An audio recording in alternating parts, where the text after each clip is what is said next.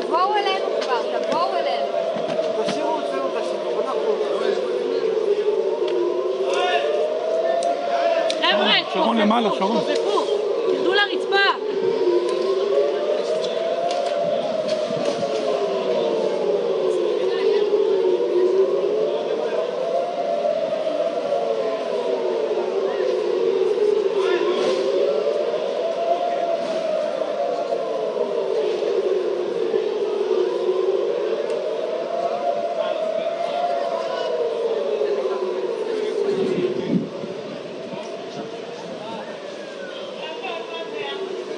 מאז, אני לא יודע למה.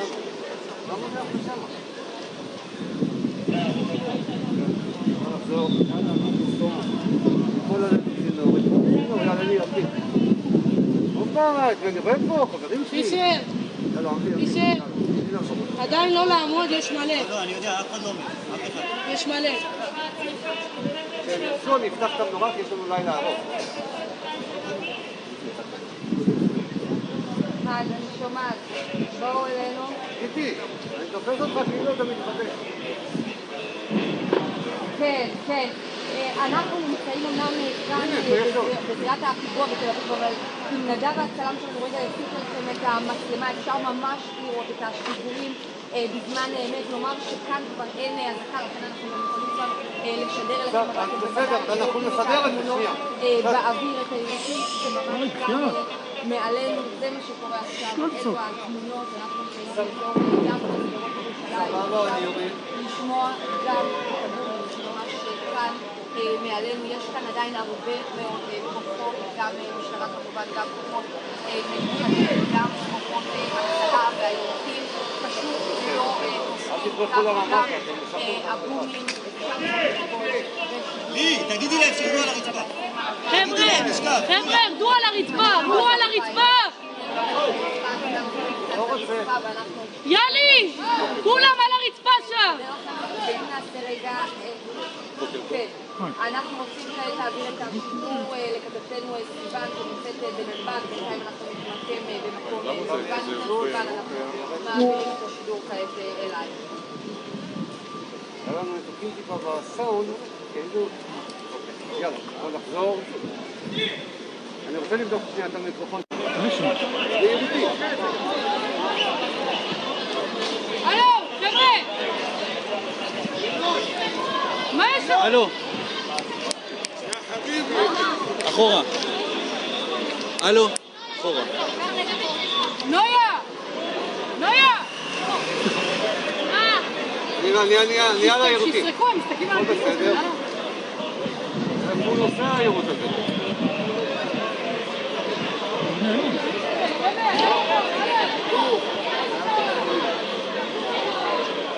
עדיאל, שומעים אותי? חברים, שומעים אותי? עליי. 1, 2, 3, 4, 5. 1, 2, 3. מה, כן, תראו. אין בעיה, אז תירגע. כשמקשיב חייב לפחות אחותי. אחורה, זה הכל. זהו, נצא למחר.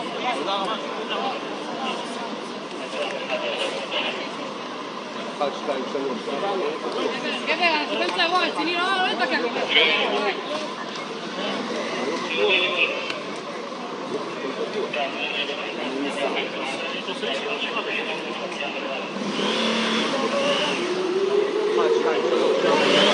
עדיאל, תענו לנו. אבל הם לא מתקשרים אליי. תגיד היהודים שמה.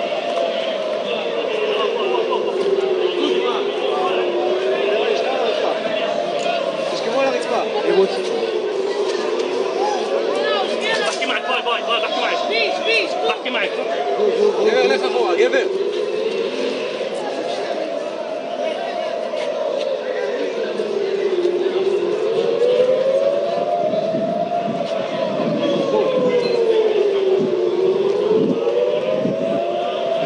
חברים, אני מדבר בשש.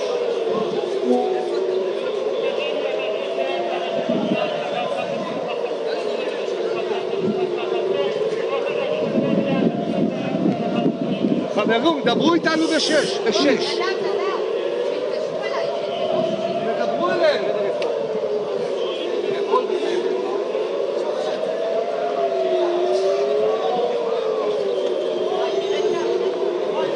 אני רואה, אני גם מצלם אותה. לי, תסתכלי מעלייך. לי, שמה. לשמה. לי, שמה. איתי!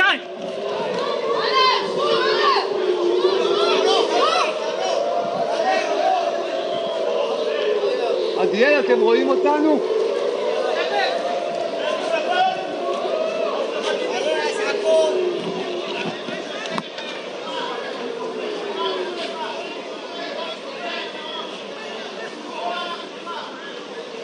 הנה, אחד רץ, אחד נופל על הרצפה.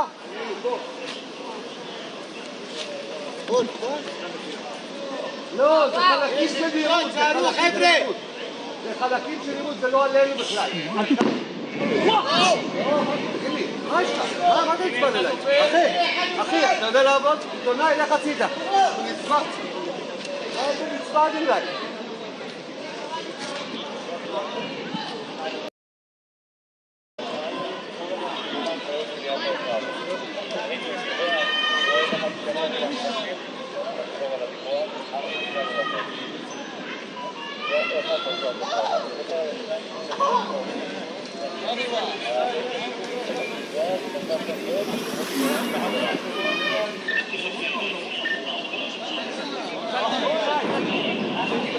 שבו על הרצפה, הלו, חבר'ה, שבו!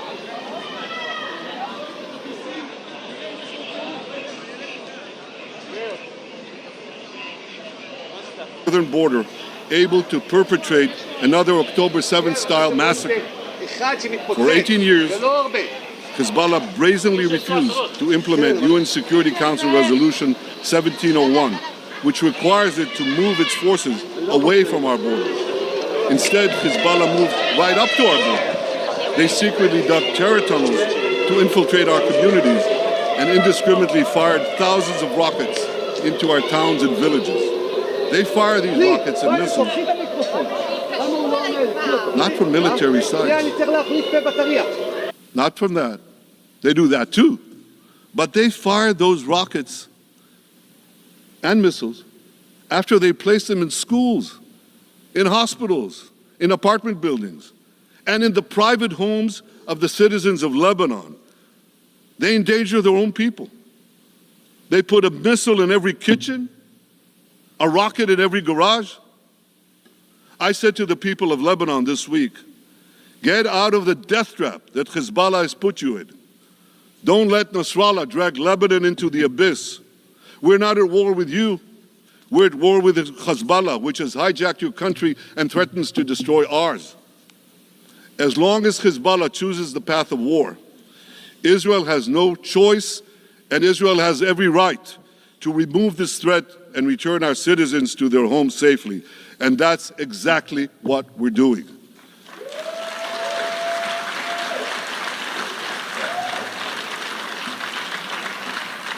Just this week, the IDF destroyed large percentages of Hezbollah's rockets, which it built with Iran's funding for 3 decades.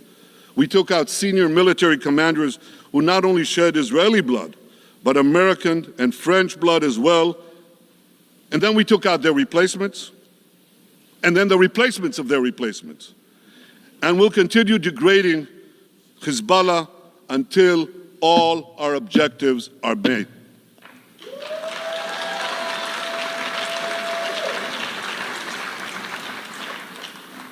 Ladies and gentlemen, we're committed to removing the curse of terrorism that threatens all civilized societies.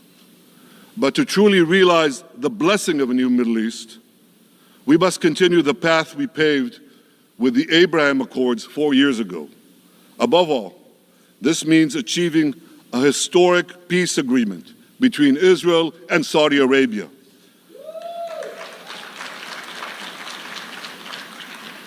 And having seen the blessings that we've already brought with the Abraham Accords, the millions of Israelis who've already flown back and forth across the Arabian Peninsula, over the skies of Saudi Arabia, to the Gulf countries, the trade, the tourism, the joint ventures, the peace, I say to you, what blessings such a peace with Saudi Arabia would bring. It would be a boon to the security and economy of our 2 countries. It would boost trade and tourism across the region. It would help transform the Middle East into a global juggernaut.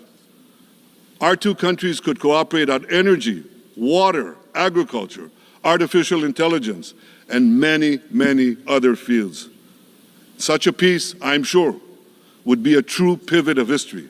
It would usher in a historic reconciliation between the Arab world and Israel, between Islam and Judaism, between Mecca and Jerusalem. While Israel is committed to achieving such a peace, Iran and its terror proxies are committed to scuttling it. That's why one of the best ways to foil Iran's nefarious designs is to achieve the peace. Such a peace would be the foundation for an even broader Abrahamic alliance. And that alliance would include the United States, Israel's current Arab peace partners, Saudi Arabia, and others who choose the blessing of peace. It would advance security and prosperity across the Middle East and bring enormous benefits to the rest of the world. With American support and leadership, I believe this vision can materialize, and much sooner than people think. And as the Prime Minister of Israel, I will do everything in my power to make it happen. This is an opportunity that we and the world should not let go by.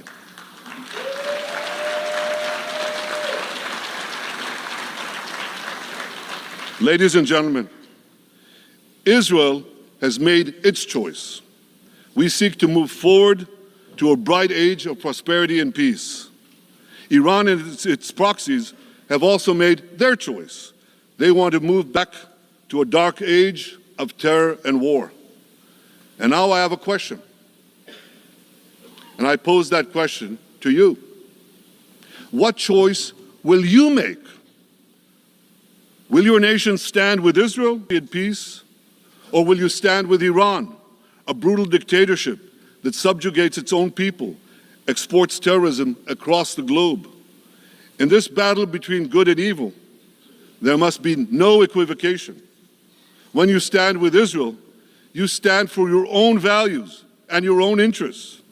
Yes, we're defending ourselves, but we're also defending you against a common enemy that through violence and terror seeks to destroy our way of life. So there should be no confusion about this.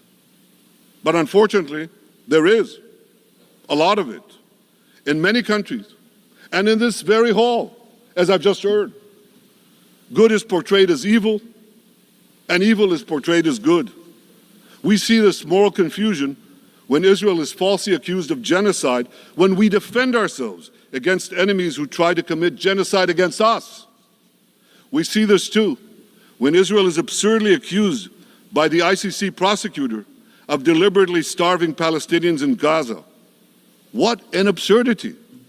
We helped bring in 700,000 tons of food into Gaza. That's more than 3,000 calories a day for every man, woman, and child in Gaza. We see this moral confusion when Israel is falsely accused of deliberately targeting civilians. We don't want to see a single person, a single innocent person die. That's always a tragedy. And that's why we do so much to minimize civilian casualties, even as our enemies use civilians as human shields. And no army has done what Israel is doing to minimize civilian casualties. We drop flyers, we send text messages, we make phone calls by the millions to ensure that Palestinian civilians get out of harm's way. We spare no effort in this noble pursuit. We see yet another profound moral confusion when self-described progressives march against the democracy of Israel. Don't they realize they support the Iranian-backed goons in Tehran and in Gaza, the goons who gun down protesters, murder women for not covering their hair, and hang gays in public squares, some progressives? According to the US Director of National Intelligence, Iran funds and fuels many of the protesters against Israel. Who knows, maybe some of the protesters, or even many of the protesters outside this building now. Ladies and gentlemen, King Solomon, who reigned in our eternal capital, Jerusalem, 3,000 years ago, proclaimed something that is familiar to all of you. He said, "There is nothing new under the sun." Well, in an age of space travel, quantum physics, and artificial intelligence, some would argue that's a debatable statement.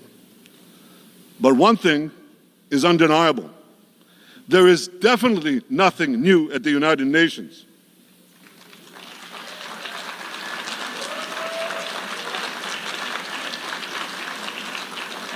Take it from me. I first spoke from this podium as Israel's ambassador to the UN in 1984. That's exactly 40 years ago. And in my maiden speech here, I think it's the same podium, by the way. In my maiden speech here, I spoke against a proposal to expel Israel from this body. 4 decades later, I find myself defending Israel against that same preposterous proposal. And who's leading the charge this time? Not Hamas, but Abbas, Palestinian Authority President Mahmoud Abbas. This is the man who claims he wants peace with Israel. Yet he still refuses to condemn the horrific massacre of October 7th. He's still paying hundreds of millions to terrorists who murder Israelis and Americans. It's called pay for slay. The more you murder, the more you get paid. And he still wages unremitting diplomatic warfare against Israel's right to exist and against Israel's right to defend itself. And by the way, they amount to the same thing. Because if you can't defend yourself, you can't exist. Not in our neighborhood, certainly, and maybe not in yours. Standing in this podium 40 years ago, I told the sponsors of that outrageous resolution to expel Israel, "Gentlemen, check your fanaticism at the door." Today, I tell President Abbas and all of you who would shamefully support that resolution, check your fanaticism at the door. The singling out of the one and only Jewish state continues to be a moral stain on the United Nations. It has made this once respected institution contemptible in the eyes of decent people everywhere. But for the Palestinians, this UN House of Darkness is home court. They know that in this swamp of anti-Semitic bile, there's an automatic majority willing to demonize the Jewish state on anything. In this anti-Israel, flat earth society, any false charge, any outlandish allegation can muster a majority. In the last decade, there have been more resolutions passed against Israel in this hall at the UN General Assembly than against the entire world combined. Actually, more than twice as many. Since 2014, this body condemned Israel 174 times. It condemned all the other countries in the world 73 times. That's more than 100 extra condemnations for the Jewish state. What hypocrisy, what a double standard, what a joke. So the UN's hostility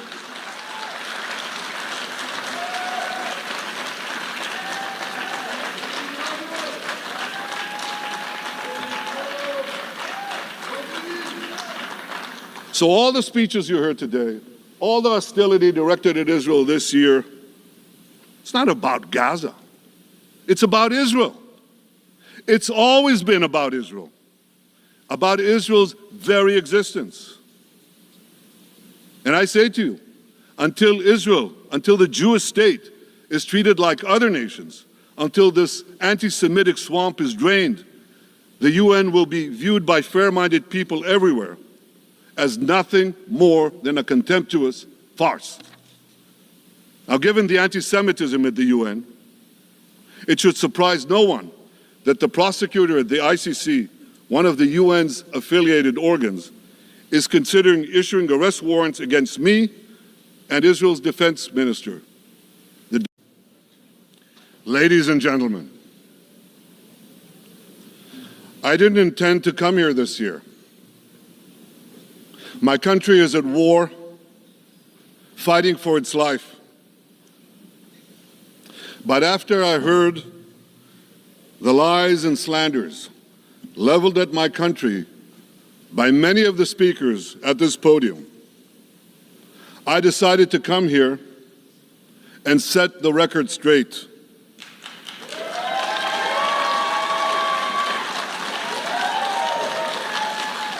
I decided to come here to speak for my people, to speak for my country, to speak for the truth.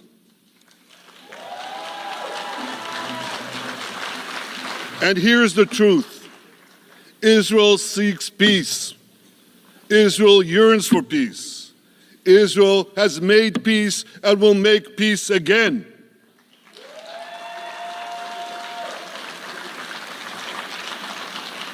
Yet we face savage enemies who seek our annihilation, and we must defend ourselves against these savage murderers. Our enemies seek not only to destroy us, they seek to destroy our common civilization and return all of us to a dark age of tyranny and terror. When I spoke here last year, I said we faced the same timeless choice that Moses put before the people of Israel thousands of years ago. As we were about to enter the Promised Land, Moses told us that our actions will determine whether we bequeath to future generations a blessing or a curse. And that is the choice we face today. The curse of Iran's unremitting aggression, or the blessing of a historic reconciliation between Arab and Jew. In the days that followed that speech, the blessing I spoke of came into sharper focus. A normalization deal between Saudi Arabia and Israel seemed closer than ever. But then came the curse of October 7th. Thousands of Iranian-backed Hamas terrorists from Gaza burst into Israel in pickup trucks, on motorcycles, and they committed unimaginable atrocities. They savagely murdered 1,200 people.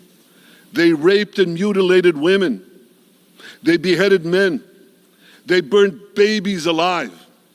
They burnt entire families alive, babies, children, parents, grandparents, in scenes reminiscent of the Nazi Holocaust.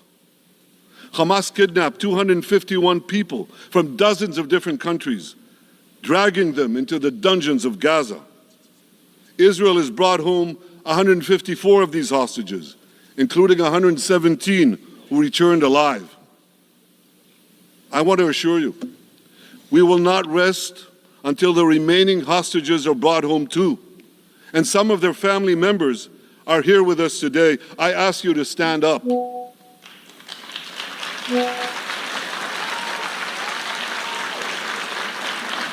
With us is Eli Stevie, whose son Idan was abducted from the Nova Music Festival. That was his crime, a music festival.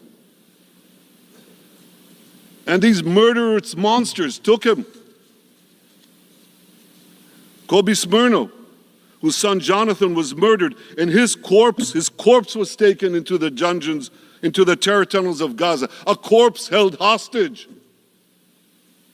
Salim al-Atrash, whose brother Muhammad, a brave Arab-Israeli soldier, was murdered. His body too was taken to Gaza. And so was the body of Ifat Hyman's daughter in Bar, who was brutally murdered at that same music festival. With us is Sharon Sharabi, whose brother Yossi was murdered, and who prays for his older brother Eli, who is still held hostage in Gaza. And with us too is Izhar Lifsich from Kibbutz Nir Oz, a kibbutz that was wiped out by the terrorists. Thankfully, we achieved the release of his mother Yocheved, but his father Oded is still languishing in an underground terrorist hell of Hamas. I again promise you, we will return your loved ones home. We will not spare that effort until this holy mission is accomplished.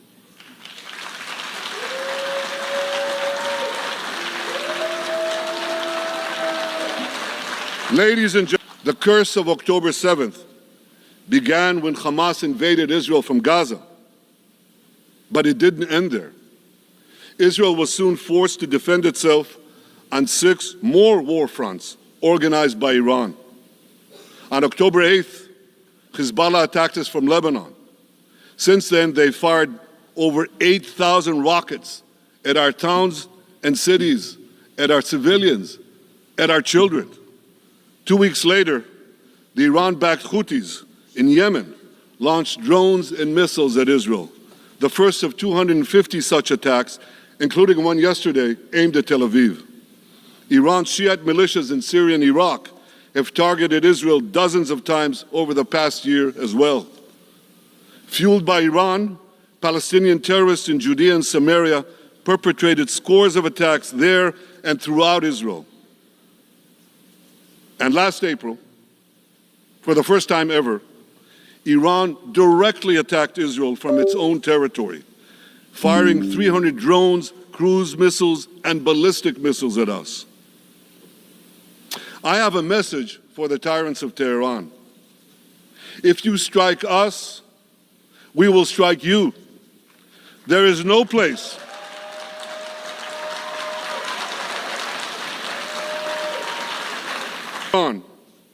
that the long arm of Israel cannot reach, and that's true of the entire Middle East. Far from being lambs led to the slaughter, Israel's soldiers have fought back with incredible courage and with heroic sacrifice. And I have another message for this assembly and for the world outside this hall.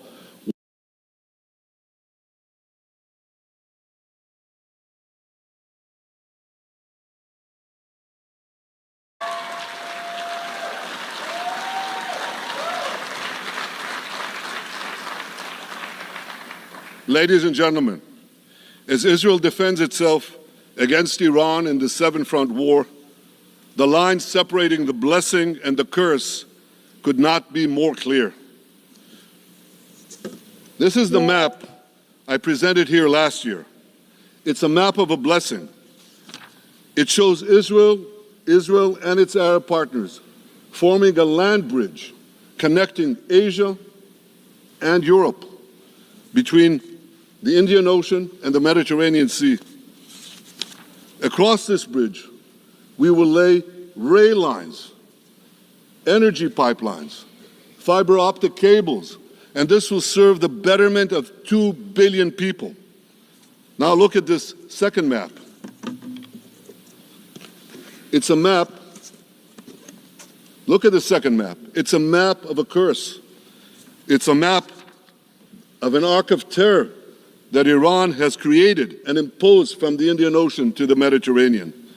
Iran's malignant arc has shut down international waterways. It cuts off trade. It destroys millions, destroys nations from within, and inflicts misery on millions. On the one hand, a bright blessing, a future of hope. On the other hand, a dark future of despair. And if you think this dark map is only a curse for Israel, if you think that, then you should think again. Because Iran's aggression, if it's not checked, will endanger every single country in the Middle East and many, many countries in the rest of the world. Because Iran seeks to impose its radicalism well beyond the Middle East. That's why it funds terror networks on 5 continents. That's why it builds ballistic missiles for nuclear warheads to threaten the entire world. For too long, the world has appeased Iran. It turns a blind eye to its internal repression. It turns a blind eye to its external aggression. Well, that appeasement must end. And that appeasement must end now.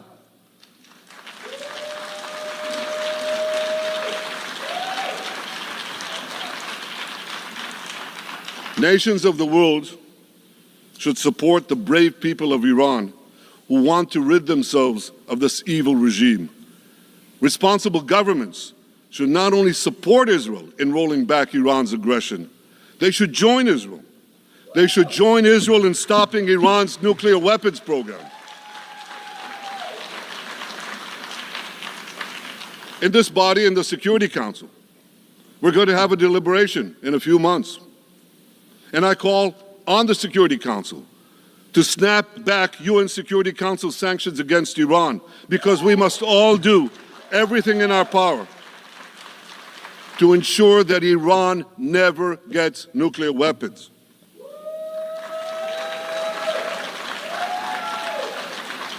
For decades, I've been warning the world against Iran's nuclear program by perhaps a decade. But we haven't stopped it. We've delayed it, but we haven't stopped it. Iran now seeks to weapon its power to make sure it doesn't happen.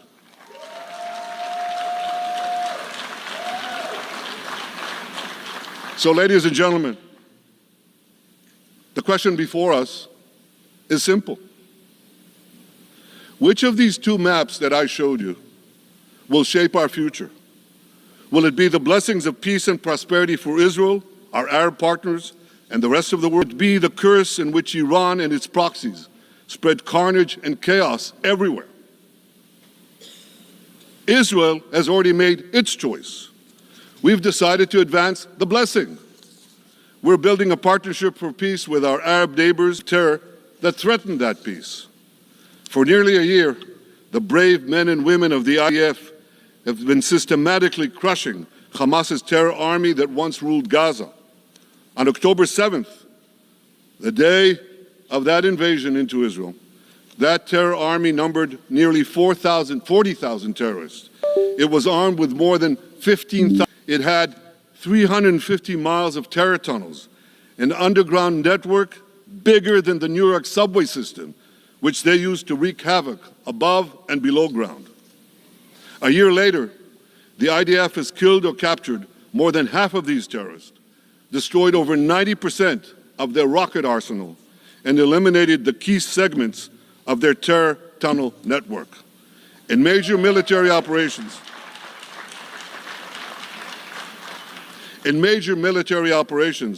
we destroyed nearly all of Hamas's terror battalions, 23 out of 24 battalions. Now, to complete our mopping up Hamas's remaining fighting capabilities, we are taking out senior terrorist commanders and destroying remaining terrorist infrastructure. But all the while, and I'll say this one more time, on our sacred mission, bringing our hostages home, and we will not stop, is complete. Now, ladies and gentlemen, even with Hamas's greatly diminished military capability, the terrorists still exercise some governing power in Gaza by stealing the food that we enable aid agencies to bring into Gaza. And then they hike the prices. They feed their bellies, and then they fill their coffers with money that they extort from their own people. They sell the stolen food at exorbitant prices. And that's how they stay in power. Well, this too has to end, and we're working to bring it to an end.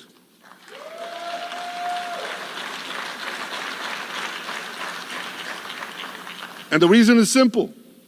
Because if Hamas stays in power, it will regroup, rearm, and attack Israel again and again and again, as it is vowed to do. So Hamas has got to go.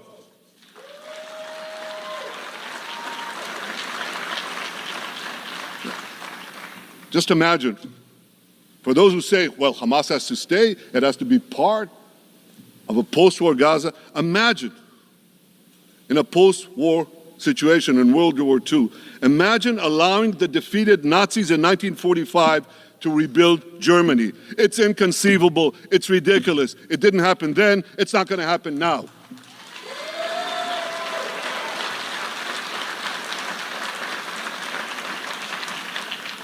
This is why Israel will reject any role for Hamas in a post-war Gaza. We don't seek to resettle Gaza.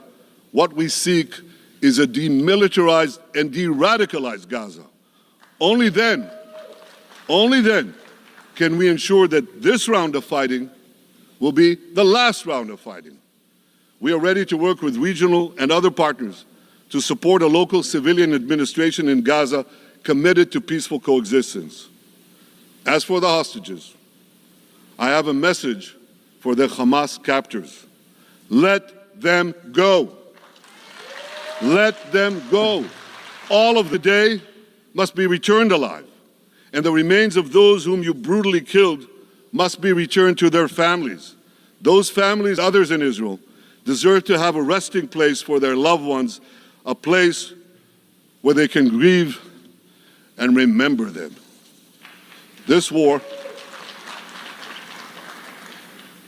ladies and gentlemen, this war can come to an end now. All that has to happen is for Hamas to surrender, lay down its arms, and release all the hostages. But if they don't, we will fight until we achieve victory, total victory. There is no substitute for it.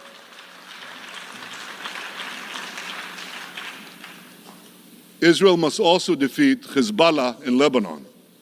Hezbollah is the quintessential terror organization in the world today. It has tentacles that span in all continents. It has murdered more Americans and more Frenchmen than any group except bin Laden. It's murdered the citizens of many countries represented in this room. And it has attacked Israel viciously over the last 20 years. In the last year, completely unprovoked. A day after the Hamas massacre on October 7th,